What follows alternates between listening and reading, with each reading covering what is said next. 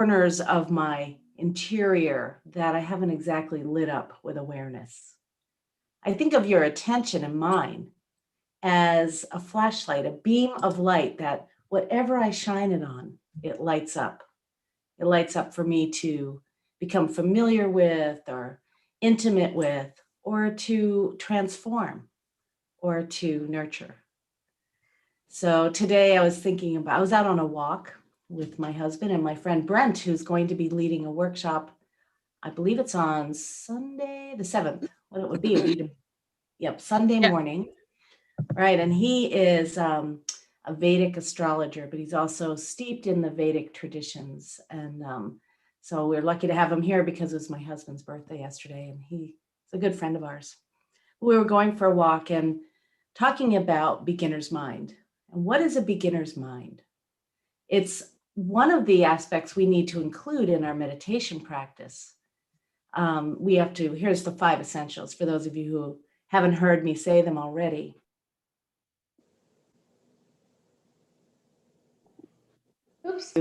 Oops, somebody muted me, but here I am. Can you hear me okay?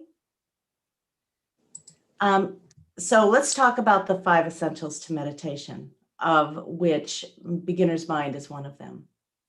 The first is, no matter what meditation you're embarking on, you might get distracted. And if that happens, you just come back again and again and again. Thoughts are a natural part of meditation. It's not like your mind is suddenly going to stop thinking when you sit down to meditate. In fact, what happens, as I was talking about earlier, is the flashlight lights up your thoughts and they become a little even more dominant. So we all have to deal with that interior dialogue when we sit down to meditate. So it's important to remember that thoughts are natural. They're part of everybody's experience in meditation. And your job in meditation is to come back to the focus of the practice again and again and again. And we do this with kindness towards ourselves. We don't get frustrated with the fact that we're more aware of thoughts in meditation. And I don't know about you, but some people have that initial belief that meditation suddenly makes the mind go blank. Have you noticed that doesn't work all the time? You might have a moment of grace where the mind does settle down and you do taste that stillness and silence. But for the most part, we tune in to meditate, and what's going on in the background? That internal monologue. It's been going all day long anyway. You just suddenly became a little more tuned to it. So that internal monologue is called your default neural network. It's just going on sort of unconsciously at all times. And we meet that when we close our eyes to meditate. So as you do meet it, your job is to recognize that you might be no longer engaged with the meditation, but in fact, you are engaged with the thinking. And so we go back again and again and again to the meditation. That's the real training, is to recognize you're off on a different path and then come back to the path of meditation. So basically, what we're going to do today, I was thinking about some of my teachers. One teacher is named Ramana Maharshi. Some of you might know him. He was a famous guru that lived on the mountain or on the foot of the mountains of Arunachala, which is a sacred mountain in southern India. Ramana Maharshi was someone that people used to sit around and listen to and ask spiritual questions of. And it frustrated some of his students because almost every single question was answered with, from where is that question arising? Who is asking that question? So whether someone was asking a sincere question about yoga or the best kind of meditation, he would say, from where does that question arise? Who is asking this question? So eventually people would tune into that question, and ask themselves, from where is it arising? Who am I? He went on further to say that there are 2 paths to enlightenment, and you can believe this or not, but I find it interesting. The first path is that path of inquiry. And you've probably, if you've been with us for a few days here, you've probably been experiencing inquiry with questions such as, who am I? What is my heart's desire? What am I grateful for? How can I serve? Or maybe even, what is my deepest desire? What do I long for? And how can I best live in my relationships and in my life? So, whatever your personal questions are, or the ones we've guided you through, that is one way. That is one path to enlightenment.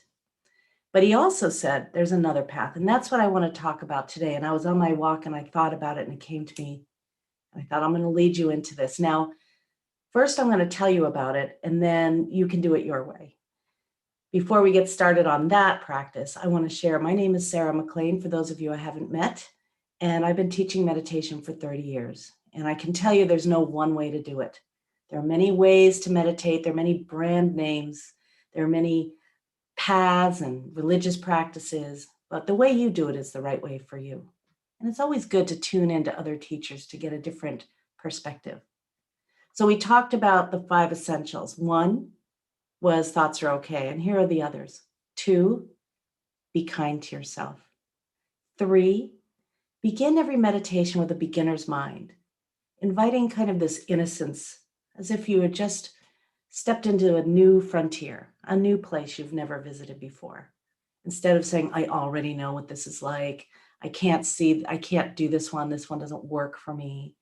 Instead, simply invite that innocence and that beginner's mind and just try it again. You can always go back to the way you've done it before. 4th, don't try to have an experience other than the one you're having. If you got my newsletter, do not try to do that spiritual bypass. Do not try to pretend you're feeling something when you're not. And 5th, stick with the whole practice. Now, of course, I want you to meditate every day. I want peace on this planet. I feel like I'm helping to do that, and you are too. But the sticking with the practice really refers to this practice today that you're engaged with. And whether you continue with the one I'm going to teach you or whether you do another one, just stick with your practice for sure. And so today I want to talk about the path of surrender, and we're going to also invite a mantra. So what is the path of surrender? In this case, what I'd like to suggest we do, and I've done this before and it's very moving, I think, is to, when a thought or an insight into a behavior that you might want to change, or a problem that you might want to solve, or a challenge that you're dealing with another person in your relationship, what surrender would invite you to do is to give it up to whatever you feel is orchestrating this creation, whether it's God, whether it's a universal intelligence, whether it's nature, whatever your belief system is. Now, you can do it in many, many ways. And I'm going to suggest that we do the surrender practice by imagining that we take a petal or a rose from our heart center. Let me see if you can see me, and just hand it to that which orchestrates the sun, the moon, the sky, your life, and everyone else's. So like this, it's a gesture of offering. Now you can do this in your mind or you can do this with your hand. And what we'll do is a little survey as we close our eyes and move into mindfulness of areas that we want to hand over, challenges we want to hand over. Now, this may sound goofy. It may sound like it's not going to work. And I believed that when I first started this, but I found that as I continued this practice, that I was able to really dive deep into some of the challenges I've been trying to solve by myself, instead of inviting support or handing over the reins of my life in some way, even when it comes to a challenge. So I'll give you a mantra that we'll be using for that practice, and then we'll give that practice up and then move into a mindfulness practice. So let's start with getting comfortable. And as we talked about, the 5 essentials, it's okay to get off topic. It's okay to get distracted, and you come back again and again to the practice at hand. So sit comfortably wherever you are. We're going to be meditating for about 20 minutes or so. And I'm going to give you specific instructions that they've worked for me, and maybe they'll work for you too. So getting comfortable, and you can close your eyes if you like, or gaze downward toward the floor. Some of you might have a candle that's in your space, and you might even put that candle in front of you and offer the challenges, the places you need insight, the problems you might have to the light that's in that candle flame. So that's one way to do it as well. If you have some sort of iconic image in front of you, maybe you've got a cross or a Buddha or Lakshmi or the candle flame or a plant or your image in your mind's eye, just offering to that. So sitting comfortably with your eyes gazing downward or closed, find comfort in this posture. Throughout this practice, we're going to sit relatively still other than moving the hands in the offering. But if you need to scratch an itch or open your eyes and look around, you're invited to do that. So begin by taking some deeper breaths through your nose. Breathing in slowly and fully, and breathing out slowly and fully. Deepening your breath at your own pace. This sends a signal to your body that it's time to relax, that everything's okay. You can surrender to this moment.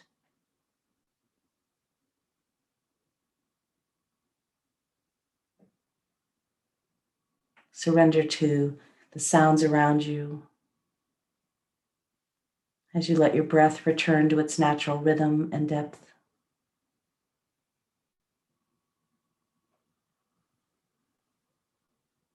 Surrender to the solidity of the ground underneath you.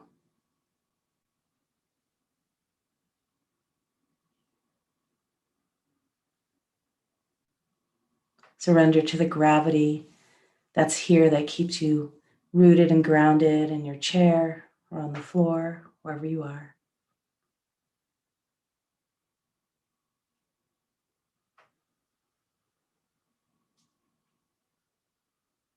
Surrender to the elements that are here in this room with you, the space, the air,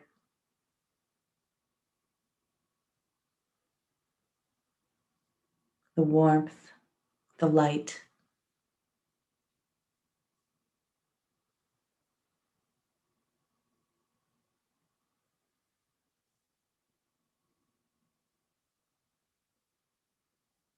Surrender to the earth, the element of water,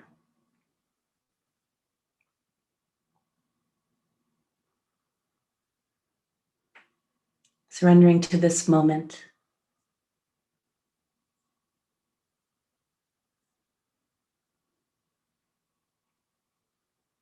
Surrender to not knowing.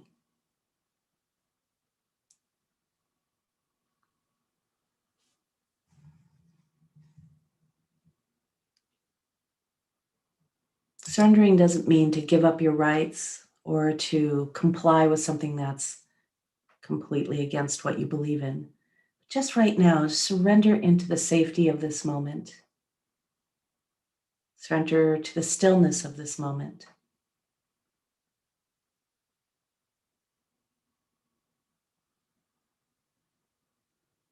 Surrender to the natural breath. The inhale and the complete letting go of the exhale.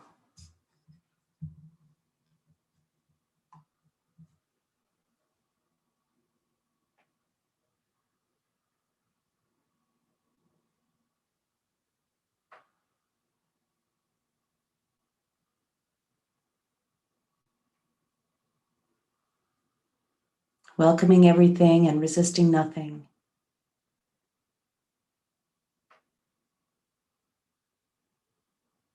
Consider some of the challenges that you might have been having over the last couple of days, maybe with a habit of your mind, behavior that seems to be spotlighted for you that you rather not engage in, or a relationship that you might have some challenges with. whether it's with your body or with another person or your environment or the lockdown, pandemic, whatever it may be that causes you to contract rather than expand.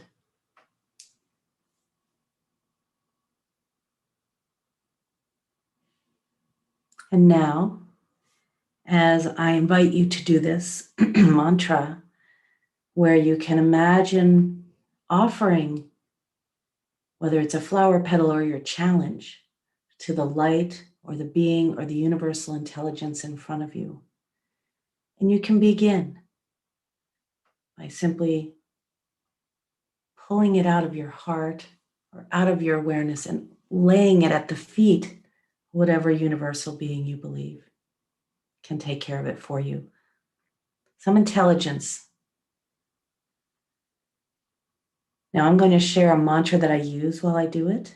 And you can use this mantra or any mantra that feels like it feels right for you. And the mantra I use is Om Para Shaktiye Namaha. Now you don't have to know it, but it's Om Para Shaktiye Namaha.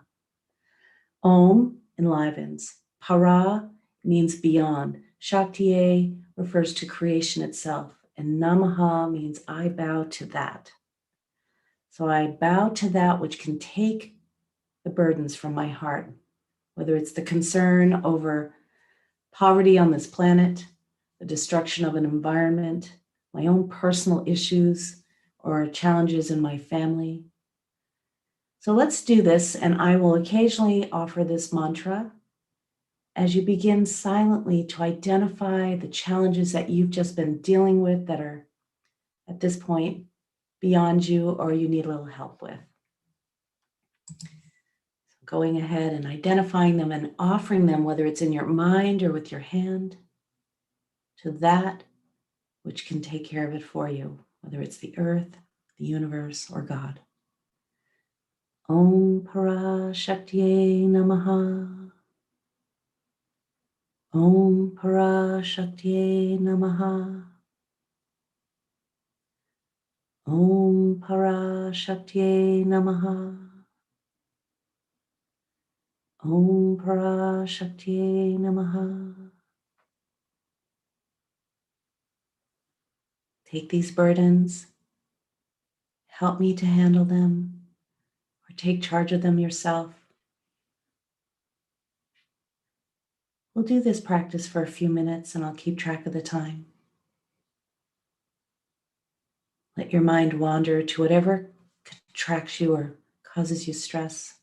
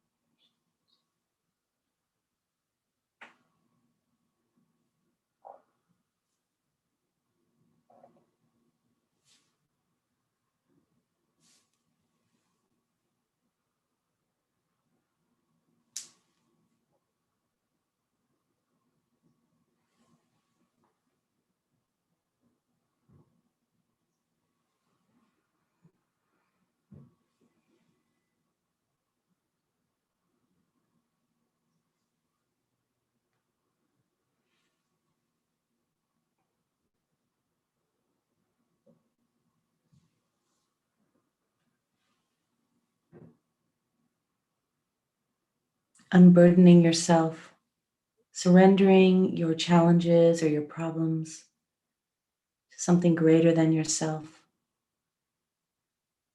Om Para Shaktiye Namaha. Om Para Shaktiye Namaha. Om Para Shaktiye Namaha.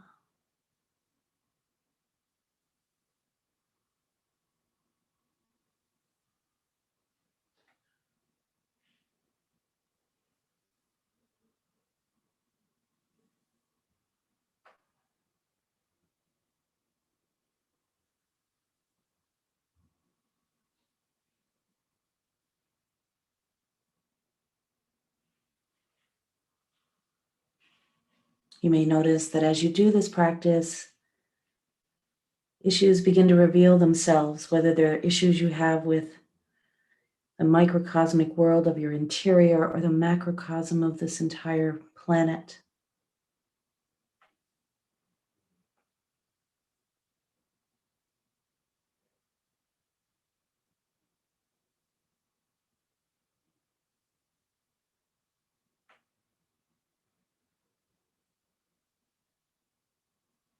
Just a few more moments, and then let your hands drop to rest in your lap.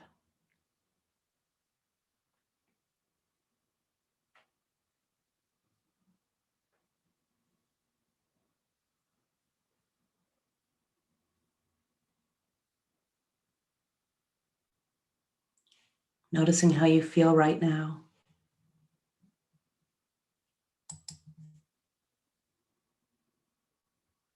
Once again, becoming aware of the breath.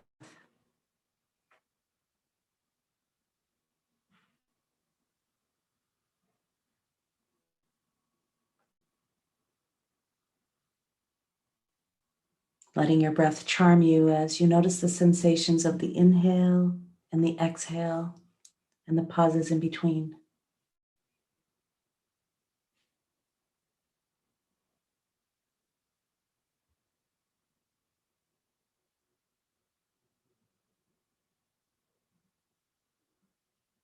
And I'm going to invite you to silently repeat a mantra if you'd like. On the inhale, the mantra is Ma, M-A, Ma, pure love. And on the exhale, the mantra is Om, pure light. Ma on the inhale, Om on the exhale. Silently repeating that as you tune into the breath, the primordial sound of the breath.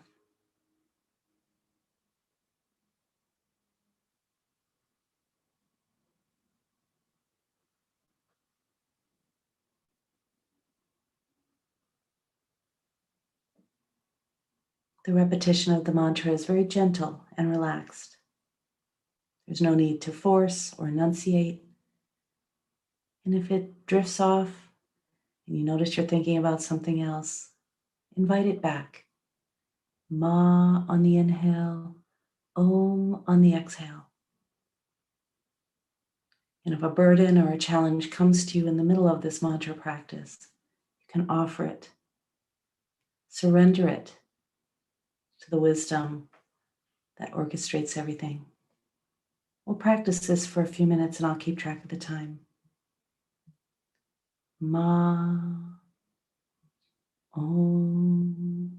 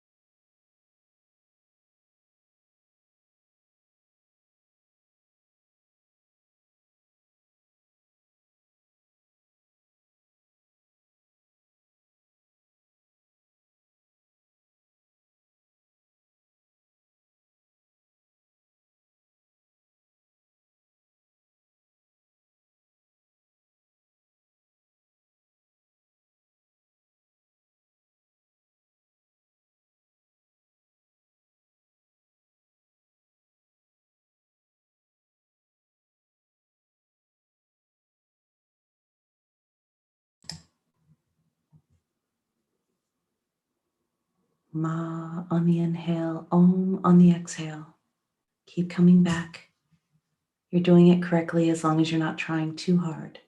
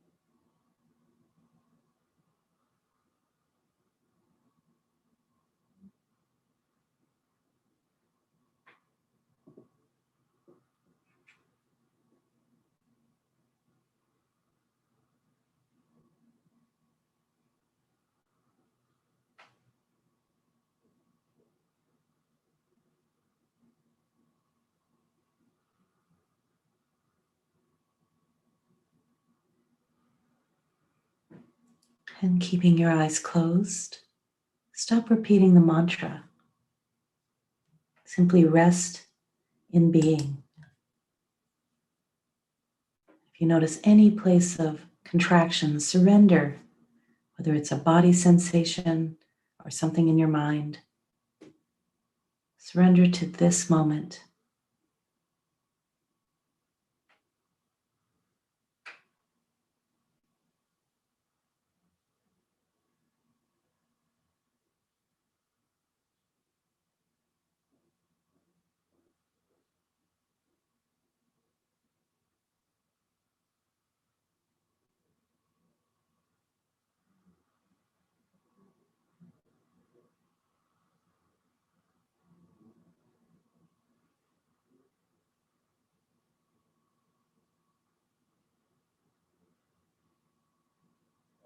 Resting in that open awareness to receive everything.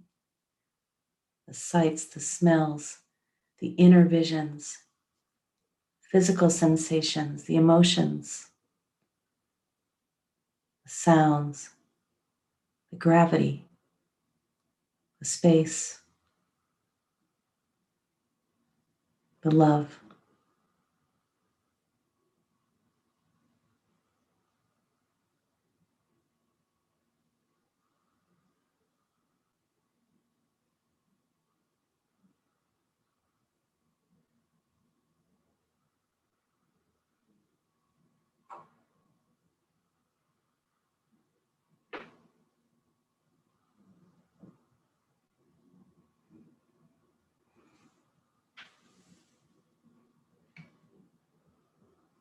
Keeping your eyes closed, I'm going to sound a chime now to signal the end of the meditation.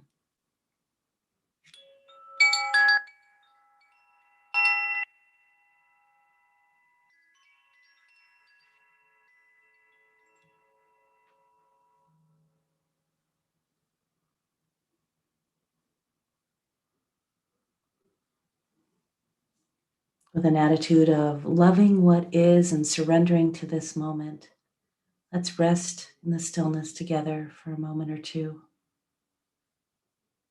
Eyes closed.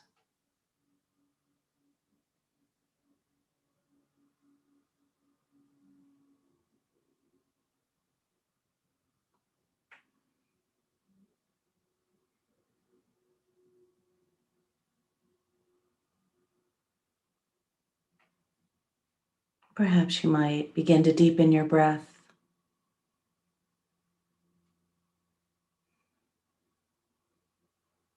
You can wiggle your fingers, your toes.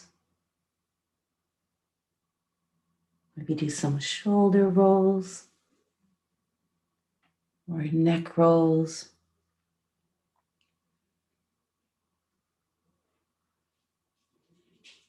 You can begin to open your eyes when you feel like you'd like to engage with the world out here. Do so first with a downward gaze.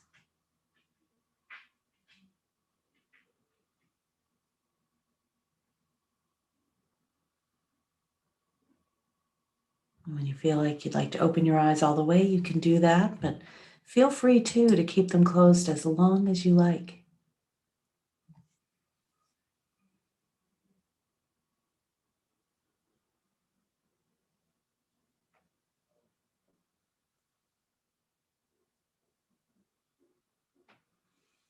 I like to close meditation with gratitude and honoring the love that lives through you as you. That love that we surrender our challenges to, our problems to, world issues to, and know that because we think of them, they're ours to offer up, not necessarily ours to solve by ourselves, to lean on something a little bigger than we are. So thank you for practicing with me today. I really enjoyed this practice. I hope you did too. I want to leave you with a poem by Hafiz. What is the difference between you and your experience of existence? Oh, what is the difference between your experience of existence and that of a saint? The saint knows that the spiritual path is a sublime chess game with God, and that the beloved has just made such a fantastic move, that the saint is now continually tripping over joy and bursting out into laughter and saying, I surrender. Whereas, my dear, I'm afraid you still think you have 1,000 serious moves. So let's be like a saint and trip over joy and burst into laughter and remember that we can surrender some of our challenges. So thank you for joining me in that today. I'd love to hear if anything arose for you as you were offering up